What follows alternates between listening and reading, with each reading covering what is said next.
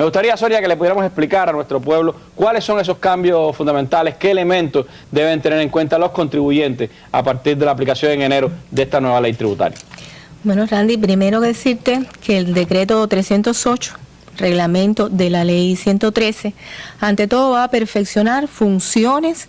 y deberes de la administración tributaria en correspondencia con esta ley 113 que establece el sistema tributario y el ámbito de aplicación en los nuevos escenarios en que va a actuar la administración tributaria, con el objetivo, por supuesto, de garantizar la eficacia y la efectividad en los mecanismos y en las acciones de control, sobre todo el control fiscal, que va a ejercer la administración tributaria. Estos procedimientos legales que se establecen en el decreto 308 tienen el objetivo, ante todo, de ordenar y flexibilizar las posibilidades para que los contribuyentes puedan también concurrir y cumplir con sus obligaciones tributarias con el presupuesto del Estado en los tiempos establecidos. Entre los procedimientos que se están actualizando en este decreto, se encuentra el relacionado con aquellas formas o aquellas posibilidades que tienen los contribuyentes de aplazar sus deudas o sus obligaciones cuando se encuentran en situaciones de falta de liquidez, de no tener todas las posibilidades necesarias para concurrir a pagar en el término que establece la ley. Este derecho, porque es un derecho del contribuyente, venir ante la administración tributaria y solicitar un aplazamiento de pago. Bueno, ahí el decreto con su nuevo reglamento establece las posibilidades de ampliar convenios que ya hayan establecido, les exige los requisitos que tienen que presentar para presentar ante la administración tributaria, y de no cumplirlo, bueno, la administración tributaria estará en no todas las posibilidades de poder conceder ese aplazamiento de pago. Pero también es necesario reconocer que es un derecho de la administración tributaria el aceptar ese aplazamiento de pago o no. En el caso de que la administración tributaria decida que concurren todas las circunstancias previstas y que pueda otorgar ese aplazamiento de pago, bueno, aparece un elemento nuevo dentro del decreto, y es que el contribuyente debe asumir entonces que además de la deuda tendrá que pagar un aplazamiento, un interés por el aplazamiento que se le está concediendo sobre el total de la deuda que se le autoriza a pagar. Entre otras facilidades, además, que establece esta norma relacionada con el pago de los contribuyentes, está la posibilidad que tienen de poder realizar pagos adelantados de sus obligaciones. ¿Cómo es eso? Por ejemplo,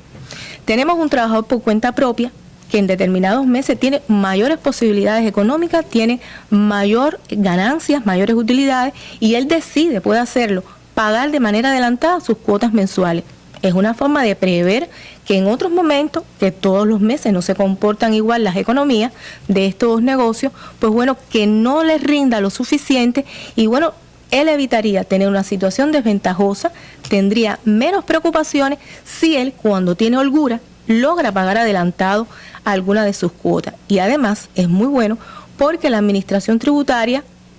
no tendría que aplicar determinados procedimientos que se establecen en este decreto relacionados con aquellos pagos que no entran al presupuesto del Estado, que no se pagan por el contribuyente en las fechas que están establecidas. Es decir, que el contribuyente en ocasiones no es oportuno o paga por debajo de lo que tiene que realmente pagar. En estos casos, si suceden estas situaciones, la administración tributaria está obligada a exigir indemnizaciones o recargos por mora, que es como se le establece en esta norma, que oscilan en un rango entre un 2% y hasta un 30%. De ahí la importancia que tiene que el contribuyente conozca debidamente cuáles son sus obligaciones, en qué tiempo tiene que pagar, en cuál es la cuantía exacta que debe hacerlo, porque lamentablemente si no lo hace como corresponde, primero estaría incurso en la aplicación de este recargo por mora que te explicaba, pero que además, lamentablemente, también tendría que ser sujeto de un régimen sancionador. Tendría que aplicársele normas que están establecidas en el decreto cuando no concurre el cumplimiento de las obligaciones como está establecido. Aunque por ejemplo, este decreto y la propia ley establecen, pudiéramos decir, flexibilidad, en el sentido de que hay primero una acción educativa del organismo de la Oficina Nacional Tributaria y después está la acción, pero decir, represiva, que es como debiéramos llamarlo, ¿no? El régimen sancionador que establece la ley y que está reglamentado en su decreto, es un régimen sancionador ordenado, es equilibrado, es preventivo y además de eso es multiplicador de acciones de control. Pero también tiene y desarrolla un incentivo fiscal y es referido precisamente a esta situación que estabas comentando cuando un contribuyente, persona natural, por primera vez en su historia como contribuyente, incurre en un incumplimiento de pago. Bueno, cuando sucede esto, la Administración Tributaria va a desarrollar toda una acción preventiva de educación, de enseñarle al contribuyente cuál es su obligación de pago, cómo debe concurrir a realizar ese pago. Y entonces, en esos casos, la Administración Tributaria hará un requerimiento. Le informará al contribuyente y dejará constancia por escrito de todo lo que se le ha advertido, de todo lo que se le ha explicado y por supuesto le va a conceder un nuevo término para que concurra y pague las cuantías que no ha hecho hasta ese momento. Si lamentablemente el contribuyente insiste en una actitud de este tipo, bueno, ahí sí, la Administración Tributaria aplicará los regímenes que tenemos establecidos y que están ratificados en este nuevo decreto 308. De ahí la importancia que tiene, y reiteramos, que el contribuyente conozca con claridad cuáles son sus obligaciones y en qué momento debe realizar sus pagos. Déjame aclararte que las obligaciones de los contribuyentes pueden ser de pago. Si no pagas en el término que está establecido en la norma, pues bueno, la Administración Tributaria está obligada, a no ser en este primer incumplimiento, que ya vimos cuál va a ser la acción preventiva que vamos a utilizar. Pero ante un incumplimiento de pago, la Administración Tributaria está obligada a imponer una sanción. Las sanciones, que son graduales y que tienen también principios de graduación para su aplicación, pueden ser multas, que pueden ser hasta un 30%. Pero en determinadas situaciones, si la conducta infractora o la violación cometida o la indisciplina en la que ha incurrido el contribuyente es desmedida o ha sido reiterada o ha sido de gran magnitud lo que ha dejado de pagar, pues ahí también podemos utilizar otras alternativas de sanciones, también como multa, que pueden ser, en el caso para las personas naturales, desde 350 hasta 10.000 pesos. En el caso de las personas jurídicas, podemos aplicar multas de carácter fijo desde 1.000 hasta 10.000 pesos. Pero estos no son los únicos inconvenientes, las últimas violaciones que nosotros podemos sancionar. Hay determinadas obligaciones, y bien explicaba la jefa de los deberes